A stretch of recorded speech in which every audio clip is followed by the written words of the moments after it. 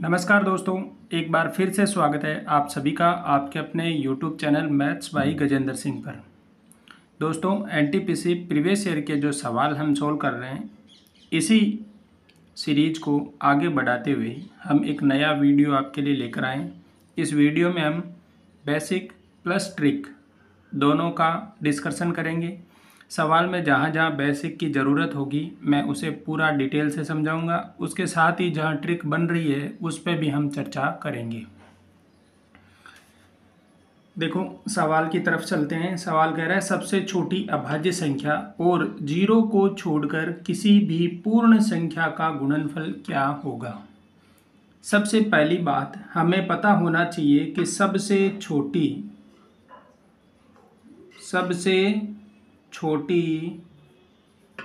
अभाज्य संख्या, सबसे छोटी अभाज्य संख्या क्या होती है, तो यह होती है 2। दोस्तों ध्यान रखना, सबसे छोटी अभाज्य संख्या 2, सम अभाज्य संख्या भी 2 होती है। एकमात्र सम संख्या है जो अभाज्य संख्या भी है। तो हमें याद रखना है, सबसे छोटी अभाज्य संख्या की बात की जाए या सम अभाज्य संख्या की बात की जाए तो वह संख्या होती है 2। इसके आगे देखो क्या कह रहे हैं, 0 को छोड़कर किसी भी पूर्ण संख्या का गुणनफल। पहले बात कर लेते हैं कि पूर्ण संख्या क्या होती है। तो पूर्ण संख्या की आप बात करोगे तो पूर्ण संख्या क्या होती है, 0 1 2 3 4 ऐसे करते करते आगे तक जो संख्याएं चलती है, यह सभी संख्याएं क्या है, पूर्ण संख्याएं। इनके साथ ही प्राकृत संख्याओं की बात भी हम कर लेते हैं। तो प्राकृत संख्याएं कौन सी होती है, प्राकृत संख्याएं हमेशा 1 से स्टार्ट होती है, 1 2 3 4 आगे अनंत तक। पूर्ण संख्याएं, प्राकृत संख्याएं एक होती है पूर्णांक संख्याएं। तो पूर्णांक संख्याएं कौन सी होती है, पूर्णांक संख्याओं की बात करेंगे तो यह होती है माइनस अनंत से -2 -1 0 1 2 3 ऐसे अनंत तक।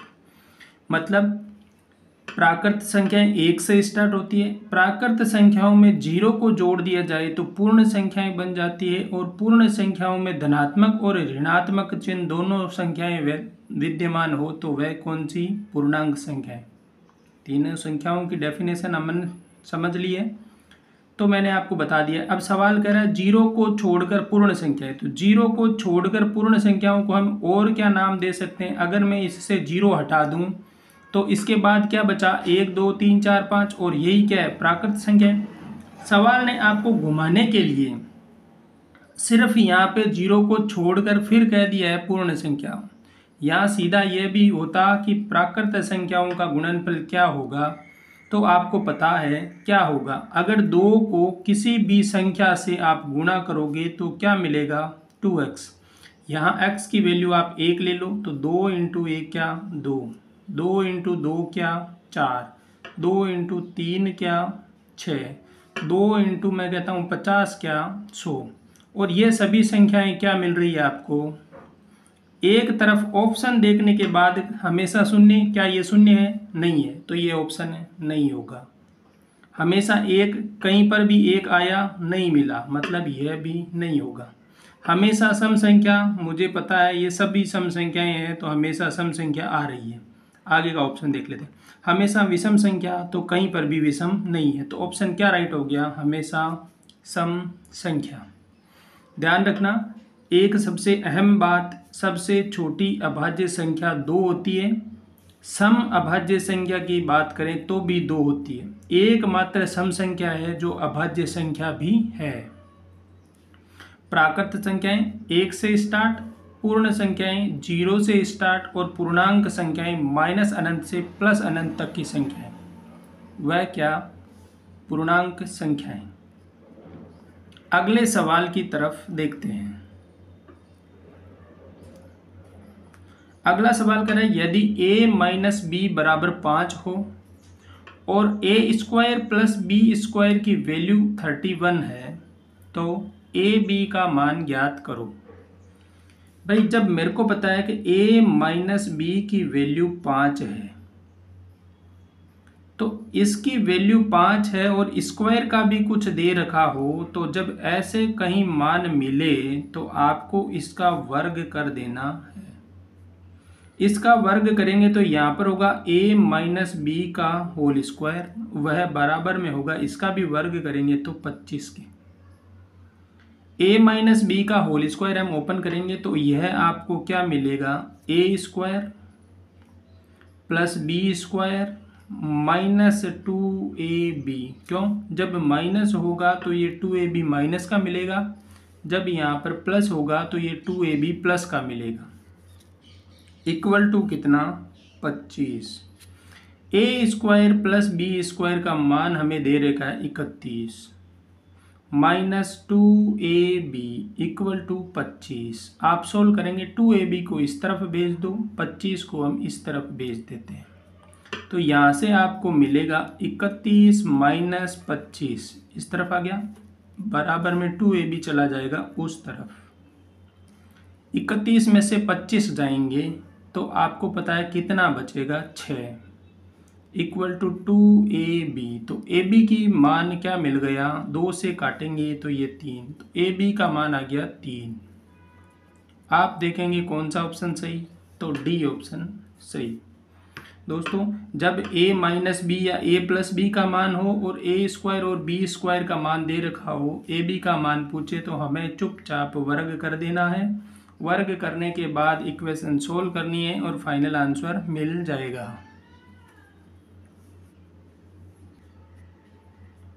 नेक्स्ट सवाल है, 4 पहियों की परिधि 16 सेंटीमीटर, 24 सेंटीमीटर, 32 सेंटीमीटर और 40 सेंटीमीटर है। वे एक साथ घूमना शुरू करते हैं। यदि प्रत्येक पहिया एक चक्कर पूरा लगाता है तो उनके द्वारा कम से कम कितनी दूरी तय की जाएगी।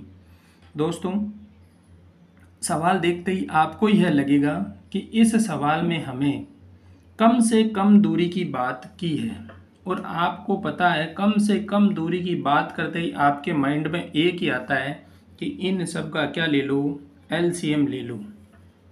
लेकिन एलसीएम आपको नहीं लेना है, हमेशा एलसीएम नहीं लेना है। पहले एक बार के लिए नहीं तो 2 बार आपको वो सवाल समझ में नहीं आता है तो मैं तो कहता हूँ 3 बार सवाल को पढ़ो, आप सवाल को अच्छे से समझो, उसके बाद सॉल्यूशन स्टार्ट करो। देखो, 4 पहियों की परिधि दे रखी है 16 सेंटीमीटर, 24 सेंटीमीटर, 32 सेंटीमीटर और 40 सेंटीमीटर, और वे एक साथ घूमना शुरू करते हैं। यदि प्रत्येक पहिया एक पूरा चक्कर लगाता है तो उनके द्वारा कम से कम कितनी दूरी तय की जाएगी। एलसीएम हम उस समय लेते कि यह एक साथ स्टार्ट होते हैं और इनका कब एक साथ वापस उसी बिंदु पर, जैसे ये परिधि है प्रत्येक की, मैं कहता हूँ इसी बिंदु से स्टार्ट हुए और सभी के सभी वापस जमीन पर इस बिंदु से कब टच होंगे। तो यह बिंदु से टच होने की बात अगर होती तो हम एलसीएम लेते कि इतने मीटर बाद ये फिर से चारों के चारों एक साथ जमीन पर टच करेंगे इस बिंदु से। लेकिन इसने तो कहा कि एक बार पूरा चक्कर लगाना है, तो देखो 16 वाला चलेगा तो ये 16 सेंटीमीटर तक ही चलेगा, ये त्रिज्या नहीं दे रखी है, परिधि की बात कर रहे हैं, तो सीधा ही 2πr का मान आपको दे दिया है। अगर यह 16 चलेगा, यह 24 चलेगा, ये 32 चलेगा, ये 16 चलेगा तो क्या इसका चक्कर पूरा हो जाएगा? नहीं होगा। अगर 24 सेंटीमीटर तक चलेगा तो यह तो 24 चलेगा, इसका तो एक चक्कर पूरा हो जाएगा, उसके साथ भी 8 सेंटीमीटर फिर से चल जाएगा, लेकिन इसका चक्कर पूरा होगा क्या? नहीं होगा। अगर 32 सेंटीमीटर चले तो इन दोनों के तो चक्कर पूरे हो जाएंगे, लेकिन इसका चक्कर पूरा नहीं होगा। तो आपको कम से कम कितनी दूरी चलानी है? 40 सेंटीमीटर। जब आप 40 सेंटीमीटर चलाएंगे तो यह भी चल जाए, एक चक्कर तो मिनिमम कर ही चुका होगा, यह भी एक चक्कर पूरा कर चुका होगा और यह भी एक चक्कर क्या होगा? पूरा कर चुका होगा।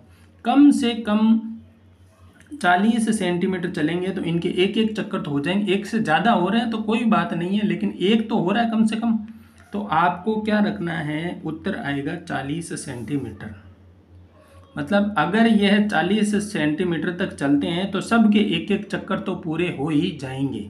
इसके भले ही 2 हो रहे हैं लेकिन सबके एक एक तो हो ही रहे हैं। तो एक एक चक्कर पूरे करने के लिए हमें क्या करना पड़ेगा, इनको 40 सेंटीमीटर तक चलाना होगा। ध्यान रखना एलसीएम नहीं लेना है।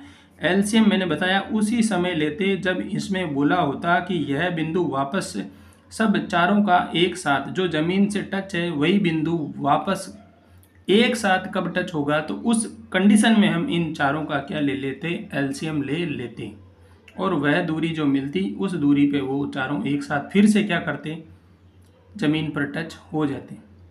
लेकिन ध्यान रखना है इसने कहा है एक चक्कर पूरा ही करना है सिर्फ, तो एक चक्कर पूरा करने के लिए 40 वाला ले लिया, 40 वाला ले लिया तो इन चारों के तीनों के चक्कर भी क्या हो गए, साथ में पूरे हो गए। अगला सवाल कह रहा है कि ए किसी काम को 20 दिन में पूरा कर सकता है, बी उसी काम को 15 दिन में कर सकता है, बी 9 दिन काम करता है और काम छोड़ देता है। अकेले ए कितने दिन में बचे हुए काम को पूरा कर सकता है। इस टाइप का सवाल हमने पहले भी किया है। मैंने बताया ए का 20 दिन में काम कर रहा है, तो ए का एक दिन का काम कितना, 1/20 काम, वो कितना, एक दिन का काम 1/20 काम। बी 15 दिन में कर रहा है, तो बी का एक दिन का काम कितना, 1/15 काम। बी ने 9 दिन काम किया, मतलब बी ने 9 दिन काम किया, 9 × 1/15। काटा पीटी मचाओ भाई, 5 और 3 मतलब 3 बटा काम। बी ने काम कितना कर दिया, 3/5 काम तो बी ने कर दिया। अब शेष कितना बचा, तो 1 - 3/5, 2/5 काम बच गया। 2/5 काम को करेगा कौन, ए करेगा। तो ए कितना करता है एक दिन में, 1/20, तो 2/5 बटा 1/20। सोल्व करो, 2/5 × 20/1, यह कट गए 4 बार, 4 दूनी 8 दिन। तो बचे हुए काम को ए को करने में कितने दिन लगेंगे, 8 दिन लगेंगे भाई। मैंने बताया एक दिन का काम निकाल लेना है, उसके बाद जो सवाल कह रहा है उसकी कंडीशन को फॉलो करना है। जिस हिसाब से उसने कहा 9 दिन काम किया, मैंने निकाल लिया बी 9 दिन में 3/5 काम कर लेता है। जब 3/5 काम उसने कर लिया तो बचा हुआ काम 2/5 यह करवाना है हमें ए से, तो ए एक दिन में करता है 1/20, तो 2/5 काम को करने में उसको लगेगा 2/5 में हम एक दिन के काम का भाग दे देंगे। जब एक दिन के काम का भाग देंगे तो हमारे पास क्या मिल गया, 8 दिन।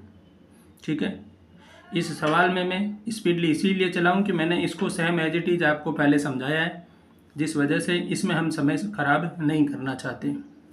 अगर आपको फिर भी कोई डाउट हो तो पीछे वाली क्लास में इसका पूरा डिटेल में सॉल्यूशन हमने दिया है, उस वीडियो को आप एक बार फिर से देख लें, जिससे आपको यह पूरा समझ में आ जाएगा। एक कक्षा में लड़कियों का अनुपात लड़कों के अनुपात से 5:3 है। यदि कक्षा की कुल क्षमता 48 थी और 16.67% लड़कियां अनुपस्थित थी, तो उपस्थित लड़कियों की संख्या क्या है। देखो अनुपात वाले सवाल और इनमें कुल क्षमता दे रखी है। कक्षा की कुल क्षमता है 48। जब कुल क्षमता 48 है, लड़के और लड़कियों का अनुपात लड़कों के अनुपात से 5/3 है। मतलब अगर 3 लड़के हैं तो 5 लड़कियां हैं। 5:3 का मतलब गर्ल्स तो है 5 और बॉय है 3। लेकिन कह रहा है कि है तो 48, तो 48 है तो दोनों को जोड़ने के बाद क्या मिल रहा है मेरे को, 8। तो 8 का मैं इसमें दूंगा भाग, 8 × 48। मुझे पता है एक का मान क्या है, 6। तो लड़कियां कितनी है, 5। तो 5 का मान क्या हो गया, 30। 6 से गुणा कर दिया, 30 लड़कियां टोटल है। अब कह रहा है 16.67%। 16.67% को वापस अगर भिन्न में चेंज करेंगे तो यह होता है 50/3। 16 48, 2/3, हाँ 50/3% भिन्न। तो इसका मान आपको निकालना है कि 50/3% का मान निकालेंगे। इतनी लड़कियां तो क्या है, अनुपस्थित है। तो 30 का आप 50/3 और प्रतिशत को हटाने के क्या करेंगे, 100 से भाग देंगे। तो तो यहाँ से कटेगी 2 जीरो से 2 जीरो, 3 से 3 कट गया। क्या बचा? 5 गर्ल्स है वो क्या है? अनुपस्थित है। जब 5 गर्ल्स अनुपस्थित है, टोटल 30 है, तो 30 में से 5 को घटा देंगे तो क्या मिलेगा? 25 गर्ल्स क्या है उस कक्षा में अभी उपस्थित है। तो 25 क्या होगा आंसर। दोस्तों एक बार फिर से, कक्षा में लड़की लड़कियों का अनुपात दे रखा है, कुल संख्या भी दे रखी है। तो अनुपात से संख्या में हमने कहा था कि हमें 1 का मान निकाल लेना है। आप हो सकता है मान सकते हो उसे 5x और 3x। 5x और 3x मानोगे तो 8x का मान आपके पास 48 होगा। यहाँ से आपके पास x की वैल्यू मिलेगी 6। इस x की वैल्यू को आप रखोगे इसके साथ, तो 5 को 6 से गुणा करेंगे तो 30, जो मिलेगी लड़कियों की कुल संख्या। जब कुल संख्या मिलेगी, इसके बाद ये कह रहा है कि 16.67% लड़कियां उपस्थिति नहीं है, तो इसको मैंने 16.67 को मैंने किया चेंज, तो पॉइंट हटाया और इसे काटेंगे तो मिलेगा 50/3, क्योंकि होता समथिंग समथिंग ऐसे चलता है ये 50/3 का मान, तो इसे हम राउंड फिगर में लिखेंगे तो 16.67 लिख देंगे। इसका मान हमने 50/3 प्राप्त किया, तो 30 का हमने 50/3% निकाला। आपने 30 का 50/3% निकालोगे तो मिलेगा 5। 5 लड़कियां अनुपस्थित है, मतलब 30 लड़कियां टोटल थी, उनमें से 5 लड़कियां स्कूल नहीं आई है। तो अब कितनी आई है? तो वो हो गई 25 लड़कियां स्कूल आई है। ठीक है। नेक्स्ट सवाल मिला है ट्रिग्नोमेट्री का, बहुत ही अच्छा सवाल है। इसके साथ देखो क्या करते हैं। दे रखा है कि sine theta tan theta minus sec theta. मुझे पता है टेन थीटा का मान क्या होता है? साइन थीटा बटा कोस थीटा। आपको यह भी पता होगा सेक थीटा का मान 1/कोस थीटा होता है। मुझे इसको साइन कोस में चेंज करना है। मैंने लिखा साइन थीटा को as it is, tan theta की जगह लिख देंगे हम साइन थीटा बटा cos theta minus sec theta की जगह हम लिखेंगे 1/कॉस थीटा। आप देखेंगे कॉस थीटा आ गया एलसीएम। जब कॉस थीटा एलसीएम मिल जाता है तो मैं यहाँ से देखूंगा कि sine theta into sine theta, तो ये क्या होगा? Sign square theta. यहाँ पर भी यही मिलेगा, कॉस थीटा से कॉस थीटा कैंसिल, तो -1। अब आपको पता होगा एक इक्वेशन होती है sine square theta plus cos square theta equal to 1। मुझे यह पता है और इसको देखने के बाद मेरे को ये लगता है कि यह होगी कॉस स्क्वायर थीटा की value 1 minus sign square theta, क्योंकि साइन स्क्वायर को इस तरफ पक्षांतरण कर देंगे। तो यह वैल्यू मुझे देखकर लग रहा है कि यहाँ से मेरे को सिर्फ माइनस, अगर मैं बाहर कॉमन ले लेता हूँ तो ये देखो माइनस कॉमन लेंगे तो ये -1 तो हो जाएगा +1, और साइन स्क्वायर थीटा जो प्लस का है वो हो जाएगा माइनस का साइन स्क्वायर थीटा बटे में cos theta as it is है। इसका मान क्या है? कोस स्क्वायर थीटा, तो माइनस कॉस स्क्वायर थीटा बटा कोस थीटा, और आपको पता है स्क्वायर से एक कट जाएगा तो ये बचेगा माइनस का कॉस थीटा। फाइनल आंसर क्या आया? माइनस का कॉस थीटा। ट्रिग्नोमेट्री के सवाल बहुत इजी सवाल आ रहे हैं, आपको बिल्कुल भी टेंशन नहीं लेना है। आपको जो नॉर्मली जो थ्योरम्स प्रमेय याद है उन सब का अप्लाई कर देना है। जैसे जैसे ज़रूरत होगी वैसे वैसे आप अप्लाई करते रहें, आसानी से सॉल्यूशन मिल जाएगा।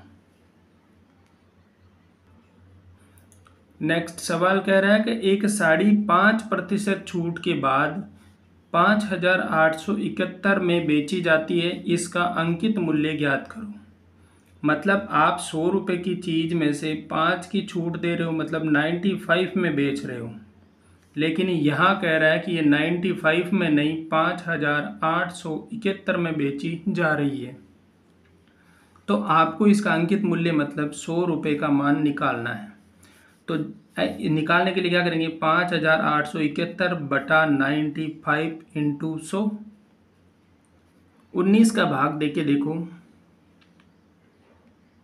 यहाँ से देख लेते हैं एक बार के लिए। 20 पंजे 100, ये 19 बार कैंसिल। 19 से ये गया, 19 तिया 57, एक साथ भाग जाएगा नहीं, फिर से 1 0, 9 बार जा रहा है, तो ये हो गया 309 इंटू 20, 0 का 0, 9 दूनी 18 और 3 दूनी 6, 6180 रुपये क्या है उसका अंकित मूल्य। तो 6180 रुपये आ गया अंकित मूल्य। दोस्तों, इसी तरह हम प्रत्येक सवाल के सॉल्यूशन आपके पास लेकर आ रहे हैं। आप अगर चैनल पर नए हैं तो चैनल को सब्सक्राइब कर लीजिएगा, अपने दोस्तों के साथ वीडियो को ज़रूर शेयर कर दीजिएगा। इस पे हम बेसिक प्लस ट्रिक दोनों से सवाल सॉल्व कर रहे हैं। एक बार फिर से आप सभी का धन्यवाद वीडियो देखने के लिए।